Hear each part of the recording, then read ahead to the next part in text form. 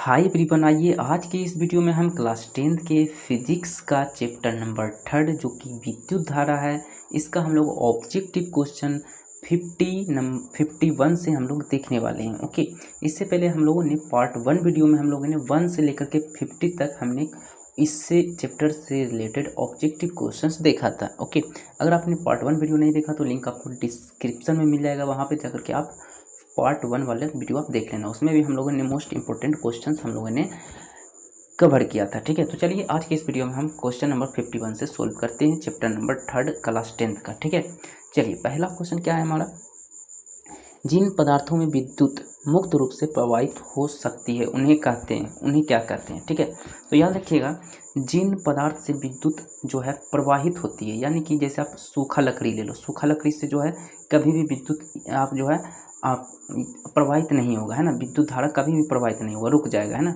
यानी इस पार से इस पार कभी नहीं जाएगा, है ना। लेकिन कोई चालक ले लो, तब वो इस पार से उस पार जो है विद्युत धारा फौरन चला जाएगा। ठीक है, यानी कि विद्युत का चालक होना जरूरी है। ठीक है, ओके, विद्युत मुक्त रूप से प्रवाहित होने के लिए विद्युत चालक होना जरूरी है। तो ऑप्शन नंबर सी इसका क्या हो जाएगा, राइट आंसर हो जाएगा। ठीक है, चलिए देखते हैं नेक्स्ट।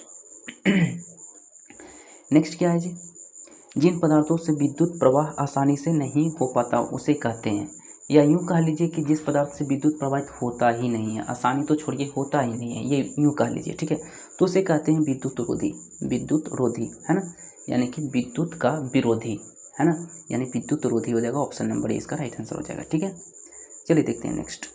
53, विद्युत प्रवाह की दिशा मानी जाती है। तो विद्युत प्रवाह की जो दिशा होती है ना, वो याद रखिएगा, वो पॉजिटिव टर्मिनल से निगेटिव टर्मिनल की तरफ जो है विद्युत का प्रवाह होता है। विद्युत का प्रवाह किधर से किधर होता है, पॉजिटिव टर्मिनल से निगेटिव टर्मिनल की तरफ होता है, यानी कि धन टर्मिनल से ऋण टर्मिनल की ओर होता है। तो ऑप्शन नंबर बी इसका राइट आंसर हो जाएगा, धन टर्मिनल से ऋण टर्मिनल की तरफ। ओके, यानी कि पॉजिटिव टर्मिनल से नेगेटिव टर्मिनल की तरफ होता है। ठीक है, विद्युत प्रवाह की दिशा। ओके, चलिए देखते हैं नेक्स्ट। एकांक समय में विद्युत आवेश के परिमाण के प्रवाह को कहा जाता है। आप लोग जानते होंगे कि विद्युत धारा यानी कि आई बराबर होता है Q/T। तो यानी कि प्रति एकांक समय में, है ना, प्रति एकांक समय में क्या होता है, विद्युत धारा होता है। तो ऑप्शन नंबर सी इसका राइट आंसर हो जाएगा। ठीक है, क्योंकि आई बराबर यानी कि विद्युत धारा बराबर होता है Q/T, है ना, प्रति एकांक समय में उपयोग हुआ धारा, है ना। तो यानी कि ऑप्शन नंबर सी इसका राइट आंसर हो जाएगा। ठीक है, चलिए देखते हैं नेक्स्ट। किसी तार से विद्युत धारा प्रवाहित होती है तो तार के प्रत्येक बिंदु से कितना इलेक्ट्रॉन अपवाहित होता है। ओके, तो याद रखिएगा 6 × 10⁻18 इलेक्ट्रॉन प्रवाहित होता है। ठीक है, तो ऑप्शन नंबर सी इसका राइट आंसर हो जाएगा। ठीक है, चलिए देखते हैं नेक्स्ट क्वेश्चन। अब देखते हैं question number 56। Okay, question number 56 देखिएगा, न्यूमेरिकल है, इसे हम पहले सोल्व करेंगे। ठीक है, क्वेश्चन क्या है, किसी विद्युत लैंप के तंतु से 0.4 एम्पियर की धारा प्रवाहित हो रही है। अगर लैंप 3 घंटे तक यानी समय आपका कितना दिया हुआ है, 3 आवर्स, ओके, तक प्रकाश देता है तो प्रवाहित आवेश क्या होगा। ओके, पहला तो आपको दिया हुआ है, आपके पास दिया हुआ है क्या, धारा दिया हुआ है 0.4 एम्पियर, और दूसरा दिया हुआ है टाइम जो कि 3 घंटा लग रहा है। ठीक है, तो यहाँ पे हम लिख लेते हैं धारा क्या है जी, धारा यानी कि आई का मान कितना दिया हुआ है, 0.4 एम्पियर। ओके, ये धारा दिया हुआ है यानी कि आई दिया हुआ है। ठीक है, समय कितना दिया हुआ है, टी, समय को टी से हम सूचित करते हैं, तो टाइम कितना दिया हुआ है, 3 घंटा दिया हुआ है। तो घंटा दिया हुआ है ना, तो इसे हम पहले सेकंड में बदल देंगे। तो सेकंड में बदलेंगे तो 3 को सबसे पहले हम मिनट में बदलेंगे, तो मिनट में बदलेंगे तो 60 से गुना करेंगे तब ये घंटा मिनट में बदलेगा, और फिर इस घंटा को फिर सेकंड में बदलने के लिए फिर 60 से गुना करना पड़ेगा, यानी अब ये फाइनली जो है ये सेकंड में बदल चुका है। ठीक है, यानी कि 3 घंटा को 60 × 60 से हम गुना करेंगे तो ये घंटा सेकंड में बदल जाएगा। ठीक है, ओके, अब हम लोग जानते हैं एक फॉर्मूला Q यानी कि आवेश बराबर होता है I × T, यानी धारा इंटू समय। ओके, तो यहाँ पे आपके पास कितना दिया हुआ है, 0.4 इंटू 3 × 60 × 60। जब इसे आप सोल्व करोगे तो फाइनली आपको मिल जाएगा आपके पास 4320, ओके, कूलम्ब। यही आपका फाइनल आंसर हो जाएगा। तो ऑप्शन नंबर ए इसका राइट आंसर हो जाएगा, 0.4320 कूलम्ब। ऑप्शन नंबर ए इसका राइट आंसर हो जाएगा। ठीक है, चलिए देखते हैं इसका नेक्स्ट क्वेश्चन। ओके चलिए, किसी विद्युत परिपथ में परिपथ के प्रतिरोध को परिवर्तित करने के लिए किस युक्ति यानी कि यंत्र का उपयोग किया जाता है। ओके, तो इसका राइट आंसर क्या हो जाएगा? ऑप्शन नंबर ए है धारा नियंत्रक, ऑप्शन नंबर बी है परिवर्ती प्रतिरोध, और ऑप्शन नंबर सी है ए और बी दोनों या इनमें से कोई नहीं। ठीक है, तो इसका राइट आंसर हो जाएगा ऑप्शन नंबर ए धारा नियंत्रक, है ना। कौन सा युक्ति का उपयोग किया जाता है? धारा नियंत्रक युक्ति का उपयोग किया जाता है। ठीक है, चलिए देखते हैं नेक्स्ट 58। ओके 58 ये भी न्यूमेरिकल है, तो आइए इसे भी हम लोग सोल्व करेंगे। सबसे पहले हम इसे छोटा कर लेंगे ताकि मेरे पास जगह ज़्यादा बचे। ठीक है, ओके चलिए, किसी विद्युत बल्ब 220 वोल्ट के जनित्र से संयोजित है। यदि बल्ब से 0.50 एम्पियर विद्युत धारा प्रवाहित होती है तो बल्ब की शक्ति याद करें। ओके, अब आइए इस क्वेश्चंस को हम लोग सोल्व करते हैं। तो क्वेश्चन नंबर क्या है? 58। ओके, तो यहाँ देखिए हम लोग जानते हैं बाबू कि यहाँ पे दिया हुआ क्या क्या है, पहले आप ये देख लो। यहाँ पे आपको दिया हुआ क्या है जी? आपको दिया हुआ है V, यानी कि V बराबर दिया हुआ है 220 वोल्ट। अच्छा, उसके बाद I कितना दिया हुआ है जी? I बराबर आपका दिया हुआ है, कितना दिया हुआ है? 0.50 एम्पियर। ओके, तो फॉर्मूला आप जानते हैं, पावर बराबर यानी कि शक्ति बराबर क्या होता है?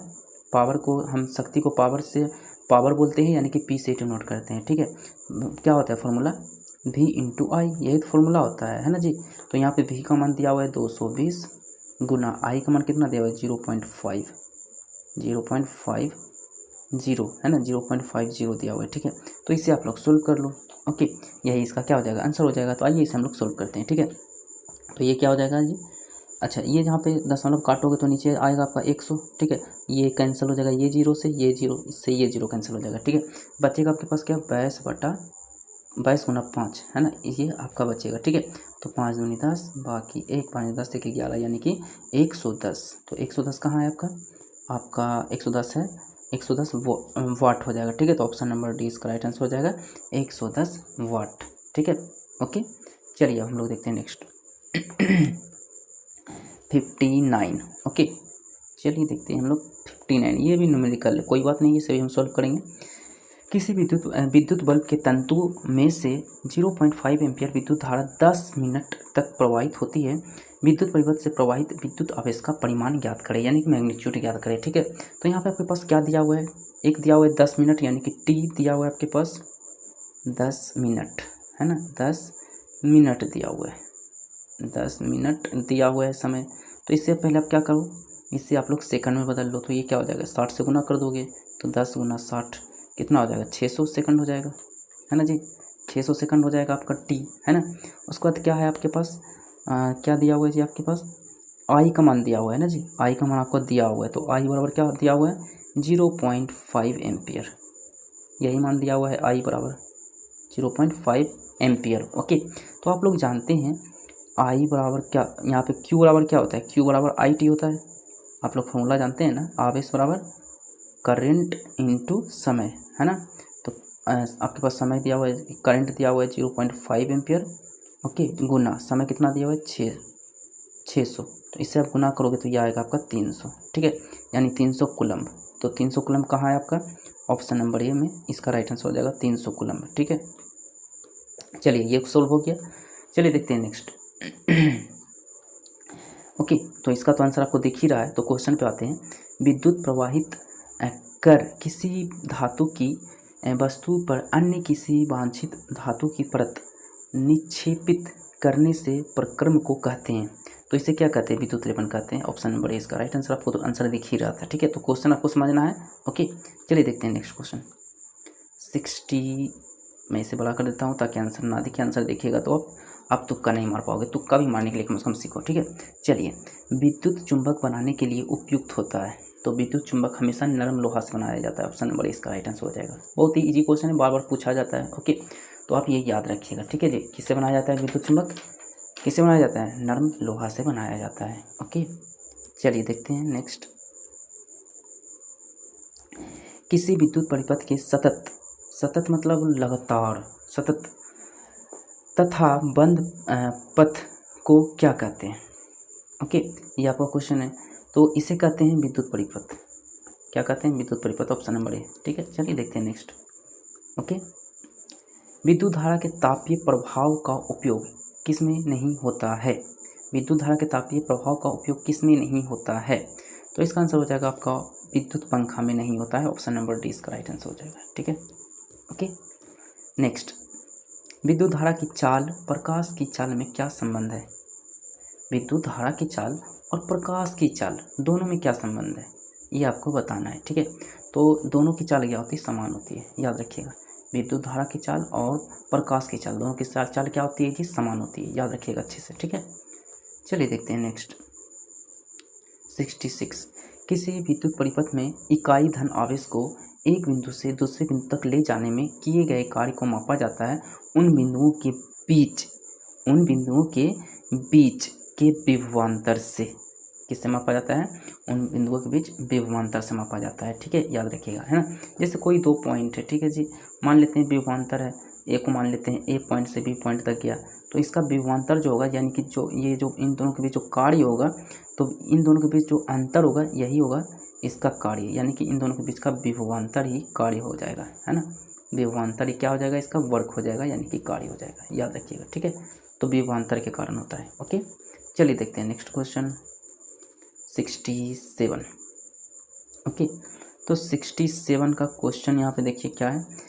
वह विद्युत धारा जो तार की प्रति मीटर लंबाई से इतना 2 × 10⁻, ये दिया हुआ है 2 × 10⁻7 न्यूटन बल उत्पन्न करती है, तो धारा क्या होगा? ये आपको खुद से बनाना है। ओके, यहाँ पे फॉर्मूला आप लोग जानते हैं ना। धारा क्या दिया हुआ है आपका? लंबाई दिया हुआ है इतना। ओके, तो इसका क्वेश्चन का आंसर आपको खुद से बनाना है। ठीक है, तो इसका आंसर क्या होगा? इसका आंसर मैं बता दूं, इसका आंसर लगभग में आएगा आपका 1 एम्पियर ही आएगा। लगभग में नहीं, सीधा सीधा आप कह सकते हो 1 एम्पियर ही शायद आना चाहिए। ठीक है, तो आंसर ये देख लेते हैं इसका आंसर क्या है। तो इसका आंसर है 1 एम्पियर। तो इसका आंसर कैसे होगा ये आपको बताना है। ठीक है, तो ये आपका होमवर्क रहा, इसका आंसर किस तरह आएगा ये आपको बताना है। ठीक है, तो अभी मेरे दिमाग में इसका नहीं आ रहा है, इसका जो प्रोसेस है किस तरह होता है, इसलिए मैं इसका आंसर अभी मैं सॉल्व नहीं करूँगा। ठीक है, ओके, अगर आपको जानना चाहते हैं तो बोलिएगा, इसका अलग से वीडियो हम लाएंगे। ठीक है, तो आइए इसके बाद हम लोग नेक्स्ट क्वेश्चन पे जाते हैं। ये भी देखिए न्यूमेरिकल, आइए इस न्यूमेरिकल को तो हम लोग सॉल्व करके ही रहेंगे। ठीक है, न्यूमेरिकल क्या है? 6 वोल्ट बैटरी से गुजरने वाले हर एक कूलम आवेश को कितनी ऊर्जा दी जा सकती है? ओके, तो यहाँ पे देखिए, यहाँ पे दिया हुआ क्या क्या आपके पास, वो आपको समझना है। ठीक है, ओके, आइए देखते हैं।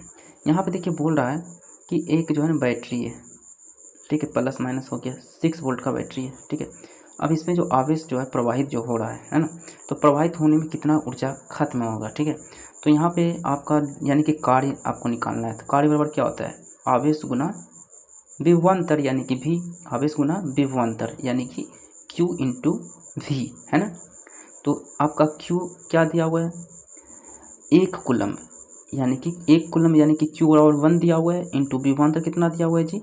विभवांतर 6 वोल्ट, तो 6 हो गया, यानी इससे गुना करोगे तो 6 ही रहेगा। ठीक है, तो यानी कि 6 जूल राइट आंसर हो जाएगा। तो 6 जूल कहाँ है? ऑप्शन नंबर बी में है 6 जूल, तो ऑप्शन नंबर बी इसका राइट आंसर हो जाएगा। ठीक है, चलिए देखते हैं नेक्स्ट। बहुत इंपॉर्टेंट क्वेश्चन है ये, और ये ऑब्जेक्टिव क्वेश्चन है, ये तो आपको आना ही चाहिए। ओके, इलेक्ट्रॉन पर आवेश होता है, कितना आवेश होता है ये आपको बताना है। ठीक है, ओके, तो इलेक्ट्रॉन पर आवेश जो होता है वो होता है 1.6 × 10⁻19 कूलम। 1.6 × 10⁻19 कूलम होता है, एक इलेक्ट्रॉन पे इतना आवेश होता है। आप सोच सकते हैं विद्युत धारा किस तरह जो है चालक में जो है किस तरह प्रवाहित होता है। एक इलेक्ट्रॉन में इतना होता है, सोचिए कई इलेक्ट्रॉन जो है एकाएक जो है प्रवाहित होता है चालक में। ठीक है, करंट के जरिए। ठीक है, तो सोच सकते हैं आप, है ना, अंदाजा लगा सकते हैं कितना करंट भयंकर लगता है। ठीक है, ओके, चलिए देखते हैं नेक्स्ट। ओके, समांतर क्रम में संयोजित 10 प्रतिरोधों का जिनमें प्रत्येक का मान 10 ओम है, तो समतुल्य प्रतिरोध बोल रहा है आपको ज्ञात करने के लिए। ठीक है, तो ओके, समतुल्य प्रतिरोध, तो समांतर क्रम में तो फॉर्मूला क्या होता है? 1/R1 + 1/R2 + 1/R3, इसी तरह कहाँ तक जाएगा जी? ... 1/R कितना तक है? 10 प्रतिरोध है ना, तो 10 तक जाएगा। ठीक है, तो प्रत्येक का जो मान है ना वो 10 10 10 है, यानी कि 1/10 1 प्लस 1/10 ये कितना बार जाएगा जी, ये 10 बार जाएगा। तो 1/10 कितने बार जाएगा, 10 बार जाएगा, है ना। तो यहाँ पे जो मान दिया हुआ है वो कितना दिया हुआ है आपका, दिया हुआ है ये आपको निकालना है, ठीक है, समतुल्य प्रतिरोध निकालना है। तो ये 10 10 10 बार है, इसका मतलब है कि 10 10 10 10 बार को एलसीएम निकालोगे 10 आएगा। फिर ये ऊपर में क्या हो जाएगा, 10 बार ये 1 1 क्या हो जाएगा, ऐड हो जाएगा, 1 1 1 1 क्या हो जाएगा, 10 बार ऐड हो जाएगा, इसका मतलब है ना। तो 10 बार ऐड होगा तो इसका मतलब कि ऊपर में क्या हो जाएगा, ऊपर में 10 हो जाएगा, फिर नीचे में क्या हो जाएगा, 10 हो जाएगा, यानी 1/r बराबर 10/10, यानी कि 1 हो जाएगा, कटेगा तो 1 हो जाएगा, ठीक है। यानी r बराबर क्या हो जाएगा, क्रॉस मल्टीप्लाई करोगे तो 1 ही रह जाएगा, यानी कि 1 ओम इसका राइट आंसर हो जाएगा, ठीक है। तो ऑप्शन नंबर सी इसका राइट आंसर हो जाएगा। बात समझ में आ गई। ओके, मेरे पास जगह नहीं था इसलिए मैं ज़्यादा से एक्सप्लेन नहीं कर पाया। ओके, बस आप समझ जाओ कि मैंने काम क्या किया, ठीक है।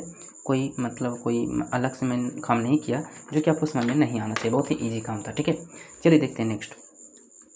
अगर बैटरी से केवल प्रतिरोधकों की एक समूह ही संयोजित है तो स्रोत की ऊर्जा निरंतर पूर्ण रूप से किस ऊर्जा में परिवर्तित होगा। ओके, ये आपको बताना है, ठीक है। तो इसका राइट आंसर हो जाएगा आपका ऑप्शन नंबर बी, तापीय ऊर्जा में। ऑप्शन नंबर बी हो जाएगा इसका राइट आंसर, तापीय ऊर्जा में, तापीय ऊर्जा में, ठीक है। चलिए देखते हैं नेक्स्ट। धातुओं तथा मिश्र धातुओं की प्रतिरोधकता बहुत कम होती है जिसका परिसर कितना होता है ये आपको बताना है। तो उसका परिसर होता है ऑप्शन नंबर ए 10⁻⁻⁸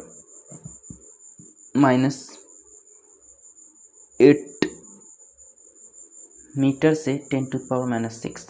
ओके, तो इसका right answer option number A हो जाएगा, ठीक है, याद रखिएगा। ओके, ऑप्शन नंबर ए इसका राइट आंसर हो जाएगा, ठीक है। चलिए देखते हैं 73। अर्धचालक का ताप बढ़ाने पर उसका प्रतिरोध पे क्या इफेक्ट होता है, ये आपको बताना है। अर्धचालक मतलब समझ रहे हैं ना यानी कि चालक का भी गुण होगा और कुचालक का भी गुण होगा, है ना। तो उसे ही अर्धचालक बोलते हैं, यानी आधा चालक, है ना।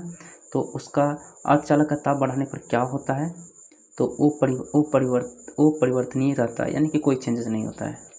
ऑप्शन नंबर सी हो जाएगा, अर्धचालक पे कोई फर्क नहीं पड़ेगा, ताप बढ़ाओ घटाओ, है ना, वो परिवर्तनीय रहेगा, है ना, अनचेंजेबल रहेगा, है ना। तो ऑप्शन नंबर सी इसका राइट आंसर हो जाएगा। चलिए देखते हैं 74। ओके, तो 74 बहुत इंपॉर्टेंट क्वेश्चन है। यदि चांदी के तार का ताप बढ़ाया जाए तो उसका प्रतिरोध क्या होगा। याद रखिएगा, चांदी हो या कोई भी चालक हो, अगर ताप बढ़ाएंगे तो प्रतिरोध बढ़ेगा। अर्धचालक में क्या हो रहा था, कोई परिवर्तन नहीं हो रहा था, है ना। लेकिन चांदी क्या है, एक चालक है, चालक में क्या होगा, ताप बढ़ाएंगे तो प्रतिरोध बढ़ेगा। तो ऑप्शन नंबर ए इसका राइट आंसर हो जाएगा 74 का, ठीक है।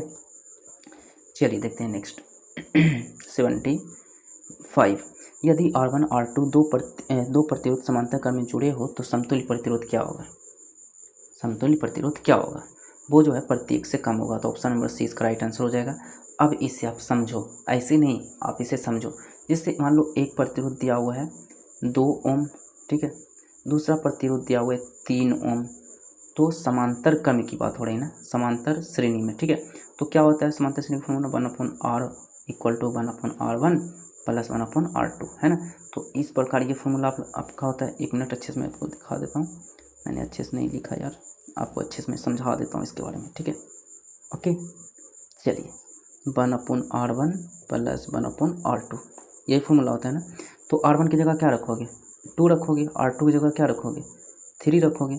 तो इस प्रकार इसे जब सोल्व करोगे ना तो ये जो है हमेशा जो है ना 2 से भी कम होगा, 3 से भी कम होगा, है ना। 2 और 3 से कम ही इसका वैल्यू आएगा, 2 से ज़्यादा भी नहीं आएगा ना 3 से ज़्यादा आएगा, है ना, प्रत्येक से कम आएगा।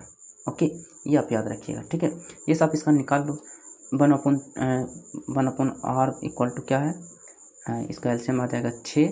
तो ऊपर में क्या हो जाएगा जी 3, है ना, फिर +2 यानी कि 5/6 आ जाएगा, ठीक है। तो 5/6 जब इससे आप क्रॉस मल्टीप्लाई करोगे तो क्या हो जाएगा जी, क्रॉस मल्टीप्लाई करो तो ये आपका हो जाता है r बराबर क्या हो जाता है जी r बराबर क्या हो जाएगा 6/5, यही होगा ना जी, आर बराबर क्या होगा 6/5, मेरे पास जगह नहीं है इसे मैं अच्छे से नहीं बता पा रहा हूँ, 6/5 हो जाएगा, 6/5 यानी कि 6/5 को भाग दोगे तो 1 पॉइंट समथिंग आएगा, 1 पॉइंट समथिंग नंबर आएगा, यानी 2 से कम 3 से कम, है ना, यही आपका कहना था कि प्रतीक से कम होता है। ठीक है, चलिए छोड़िए, आप समझ गए होंगे। ठीक है, चलिए, यदि 4 समान प्रतिरोध को समान श्रेणी क्रम में जोड़ा जाए तो उनका समतुल्य प्रतिरोध 20 ओम है, तो प्रत्येक का प्रतिरोध ज्ञात करें। ओके, तो ये 76 नंबर क्वेश्चन है। ओके, तो यहाँ पर देखिए आपका क्या दिया हुआ है, ये इसे आप बना लो। ठीक है, इस क्वेश्चन को आप लोग सोल्व कर लो।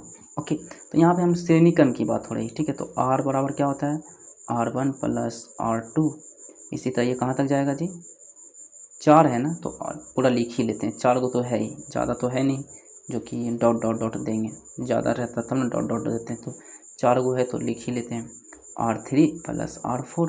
ठीक है, यही होता है आपका श्रेणी क्रम में का फॉर्मूला होता है। ठीक है, यानी कि R बराबर क्या हो जाएगा जी, अच्छा पूरा R का मान कितना दिया हुआ है, पूरा R का मान दिया हुआ है 20 ओम, समतुल्य R कितना दिया हुआ है 20 ओम दिया हुआ है। ठीक है, यानी ये 20 ओम दिया हुआ है तो यहाँ 20 ओम आ जाएगा। ठीक है, अब इन सभी का जो है प्रतिरोध समान है, एक समान है, यानी R1 R2 R3 सभी का प्रतिरोध एक समान है, यानी सबका प्रतिरोध एक समान है, यानी कि सबको हम R ही मान ले, सबका प्रतिरोध एक समान है, यानी R1 जो R होगा, जो R1 होगा वही R2 होगा, वही R3 होगा, वही R4 होगा, यानी सबको R R R मान लिए। ठीक है, तो ये हो जाएगा आपका कितना हो जाएगा जी 4R = 20, है ना, इसलिए R बराबर क्या हो जाएगा 20/4 यानी 5 आ जाएगा आपका फाइनल आंसर। ठीक है, इसे काटोगे 5 4 25 20 यानी 5 ओम हो जाएगा, ऑप्शन नंबर ए इसका राइट आंसर हो जाएगा। ठीक है, चलिए देखते हैं नेक्स्ट।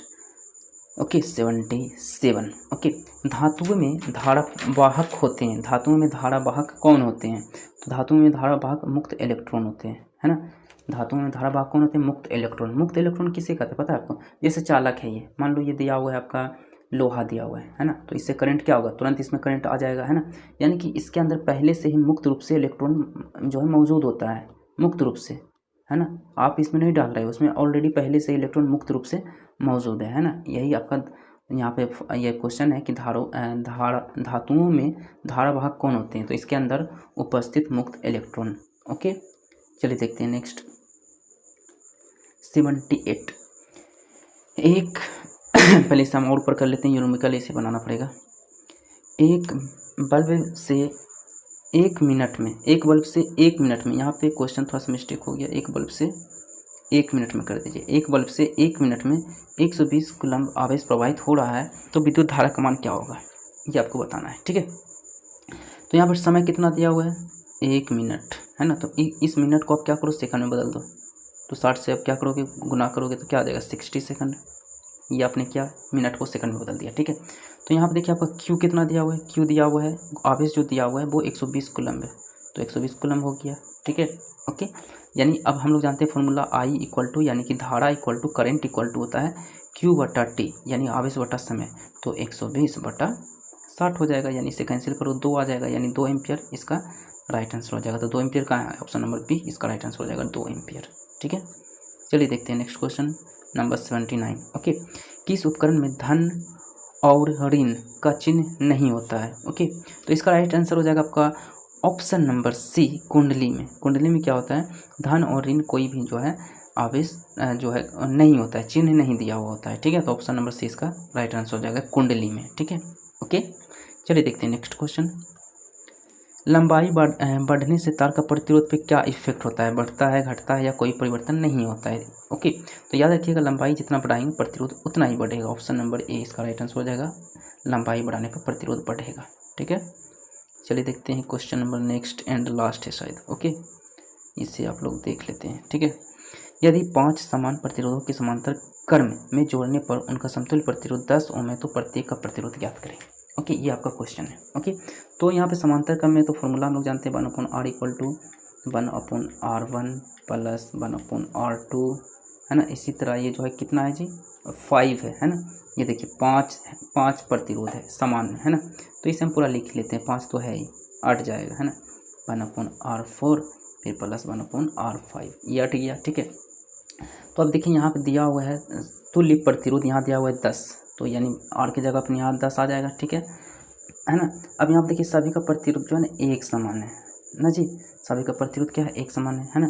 तो ये आपका क्या हो जाएगा, इन सभी को हम लोग R मान लेते हैं, इसको इसको इसको इसको इसको सभी को क्या मान लेंगे, R मान लेंगे, क्योंकि सभी का प्रतिरोध क्या है, एक समान है। ठीक है, सभी प्रतिरोध एक समान है यानी कि सबको R मान लिए। ठीक है, तो ऊपर क्या हो जाएगा, ऊपर क्या हो जाएगा, इसको भी R मान लिए, इसको भी R मान लिए, तो ऊपर क्या हो जाएगा 5/R हो जाएगा। अब भिन्न का देखिए बात को यहाँ पे समझिए, 1/R1 है ना, तो 1/R1 को भी R मान लिए, 1/R2 को भी R मान लिए, 1/R3 को भी R मान लिए। तो R का एलसीएम R आ जाएगा, लेकिन जब भिन्न का जोड़ करोगे तो ऊपर में तो 1 + 1 + 1 होगा ना 5 बार, तो 5 आएगा कि नहीं आएगा ना। तो आप इससे क्रॉस मल्टीप्लाई करो, तो इसे आप इतना का सोल्व करो, इतना को सोल्व करो, तो क्या हो जाएगा, R 1 से मल्टीप्लाई हो जाएगा और ये 5 10 से मल्टीप्लाई हो जाएगा, यानी 50 ओम। तो ऑप्शन नंबर ए इसका राइट आंसर हो जाएगा। ठीक है, सो आज के लिए इतना ही। आई होप वीडियो पसंद आया हो, वीडियो अच्छा लगे तो लाइक करें, चैनल पर तो सब्सक्राइब करें और इस वीडियो को ज़्यादा से ज़्यादा शेयर करें। सो आज के लिए इतना ही, मिलते हैं नेक्स्ट वीडियो में।